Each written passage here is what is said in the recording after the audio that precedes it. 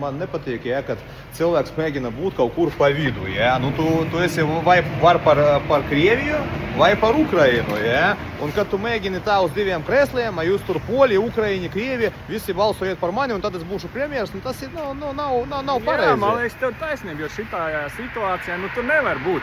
Tu esi vai nu par labo, vai par ļauno. Tev taču mamma arī mācīja, nu. Jā. Tu esi vai nu tu atbalsti labo puiku vai slikto puiku. Nav tāds pa vidu. Un mēs taču visi, kas dzīvojam Latvijā, mēs taču saprotam, kurš ir tas ļaunais. Ļaunais ir tas putlers, kurš nogalina cilvēks. Tagad pa Kijevu bliež, mīnus 20 grādi, bērni, veci cilvēki. Nu, tu esi bijis Ukrainā tikko, tu jau to redzēji. Jā.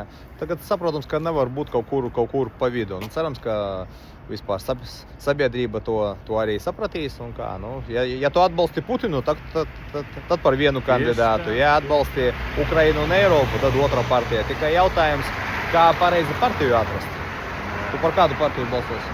Es nezinu, par ko es balsošu, tev pasaku godīgi. Bet es nebalsošu par Šleseru, un es nebalsošu arī par Nacionālo apvienību. Tā, vajadzēja video uzfilmēt, bet es jau uzfilmēju. Tu filmēji, ja? Tā un liksim uzreiz. Viss. Slava Ukrainai! Slava Ukrainai!